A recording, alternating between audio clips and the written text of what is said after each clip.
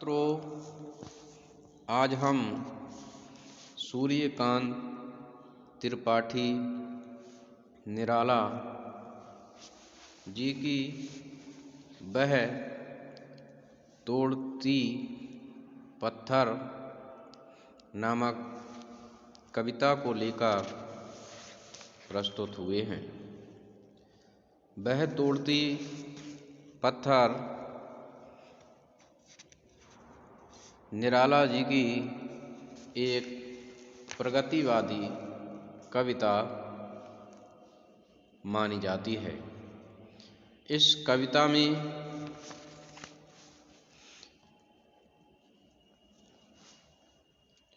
कवि ने एक मजदूरिन की व्यथा कथा को प्रकट किया है, जो कि उसने इलाहाबाद के पथ पर देखी थी।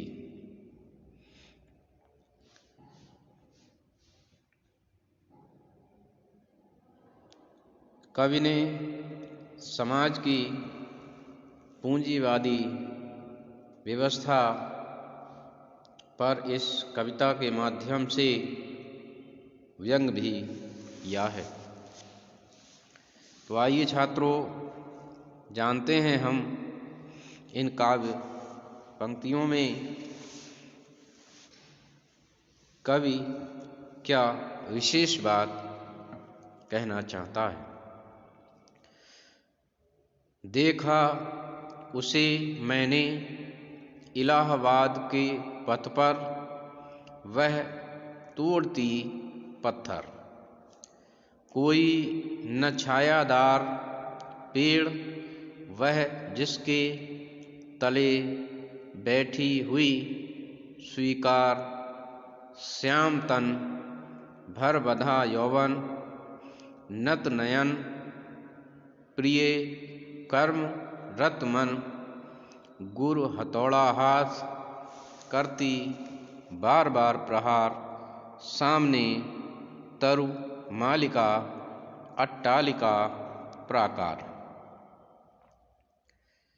कि देखा उसे मैंने इलाहाबाद के पथ पर। कवि ने एक मजदूरन को, एक महिला को देखा इलाहाबाद के पथ यानी रास्ते पर। वह तोड़ती पत्थर, और वह महिला, वह मजदूरिन पत्थर तोड़ रही थी। कोई न छायादार पेड़, वह जिसके तले बैठी हुई स्वीकार। कि उसके आसपास कोई भी छायादार वृक्ष भी नहीं था, जहाँ पर वह विश्राम कर पाती, जहाँ पर वह थोड़े समय के लिए अपने श्रम की थकावट को दूर कर पाती। उसके आसपास कोई भी पेड़ नहीं है। कि स्वीकार श्याम तन भर बंधा यौवन, और उस मजदूरन का तन माने शरीर श्यामले रंग का है, अर्थात काले रंग का है। भर बंधा यौवन, शरीर में बंधा हुआ और भरा हुआ यानी समाया हुआ है, और उसका रंग श्यामले रंग का है, अर्थात वह मजदूरिन काले रंग की है। नत नयन, और उसके नत नयन, नयन माने नेत्र, नत माने झुके हुए हैं। प्रिय कर्म रत मन, और अपने कर्म में, अपने कार्य में वह रत माने लगी हुई है। रत मन अर्थात वह अपने मन से उस कार्य को ईमानदारी पूर्वक कर रही है, मेहनत कर रही है। गुरु हथौड़ा हाथ, और उसके हाथ में एक बड़ा सा, गुर माने भारी, हथौड़ा हाथ में है और करती बार बार प्रहार, सामने तरु मालिका अट्टालिका प्राकार। और वह बार बार भारी हथौड़े से प्रयास कर रही है, प्रहार कर रही है, चोट कर रही है पत्थरों पर, और सामने तरु मालिका अट्टालिका प्राकार, और उसके सामने तरु मालिका, तरु माने पेड़ों की पंक्तियां दिखाई दे रही हैं या अवस्थित हैं, लेकिन वहाँ पर वह बैठ नहीं सकती है। प्राकार और चार दीवारी भी वहाँ दिखाई दे रही है, परंतु वह अपने कार्य में लगी हुई है।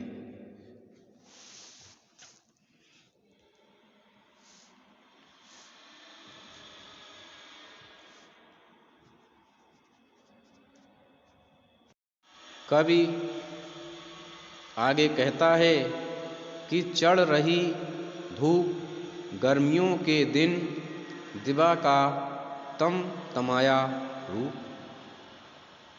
और चढ़ रही धूप काफ़ी तेज है, गर्मियों के दिन हैं, और दिवा का तम तमाया रूप, दिवा कहते हैं दिन के लिए, और दिन का तमतमाया रूप अर्थात दिवस बहुत गर्म है, एकदम हर तरफ गर्मी, भीषण गर्मी पड़ रही है। कि उठी झुलसाती हुई लू, और कवि कहता है कि शरीर को झुलसा देने वाली लू भी चल रही है। कि रुई ज्यों जलती हुई भू, भू माने पृथ्वी, और उस लू के प्रकोप से रुई ज्यों जलती हुई भू, ऐसा लग रहा है जैसे भू माने धरती या पृथ्वी रुई के समान उस भीषण गर्मी से जल रही हो। कि गर्द चिनगी छा गई, प्राया हुई दोपहर वह तोड़ती पत्थर। चिनगी माने कहते हैं चिनगारियाँ।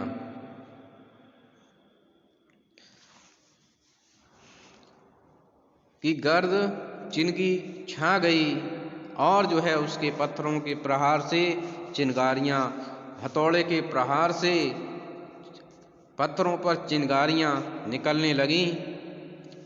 प्राया हुई दोपहर वह तोड़ती पत्थर, और दोपहर हो गई है फिर भी वह अपने काम में लगी हुई है, वह पत्थरों को तोड़ने में लगी हुई है।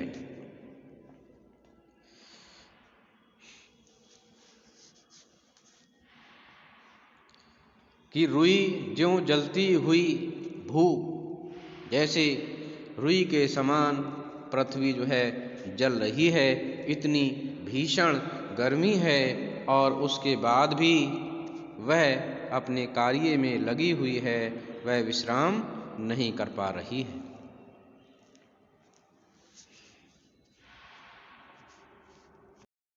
कवि आगे लिखता है, देखते देखा मुझे तो एक बार, उस भवन की ओर देखा छिन्न तार, देखकर कोई नहीं देखा मुझे उस दृष्टि से जो मार खा रोई नहीं। सजा सहज सितार सुनी मैंने वह नहीं, जो भी सुनी झनकार।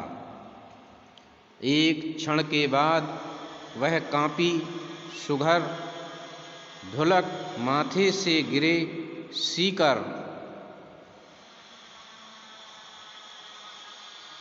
लीन होते कर्म में फिर ज्यों कहा मैं तोड़ती पत्थर। कि देखते देखा मुझे तो एक बार वह मजदूरन अपने कर्म में रत है, भीषण गर्मी में बार बार हथौड़े से प्रहार कर रही है और कभी एक बार उसको मजदूरिन को देखता है और वह मजदूरिन भी कभी को देखती है। एक बार उसने मुझे देखा और एक बार उस भवन की ओर देखा कि देखते देखा मुझे तो एक बार उस भवन की ओर देखा और छिन्न तार कैसे देखा कि खंडित टूटी हुई काम रोक कर उसने कुछ समय के लिए कवि की ओर देखा और उसके बाद और बड़े से भवन की ओर देखा कि देखकर कोई नहीं देखा मुझे उस दृष्टि से जो मार खा रोई नहीं, कि देखकर कोई नहीं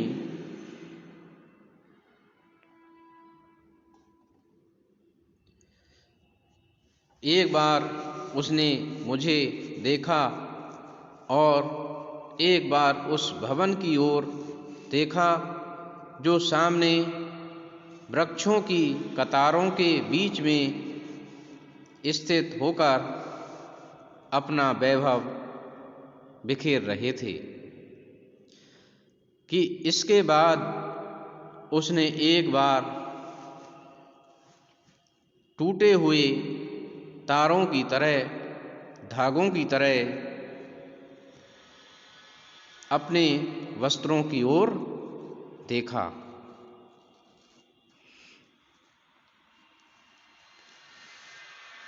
कि जो मार खाई हुई रोई नहीं, और उसने इस प्रकार से देखा कि उसे कष्ट है लेकिन वह उस कष्ट को भी सहन कर रही है, परंतु उस कष्ट की कोई भी चर्चा नहीं कर रही है।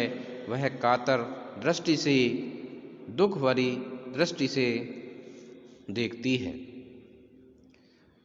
कि सजा सजा सहज सितार सुनी मैंने वह नहीं जो भी सुनी झनकार।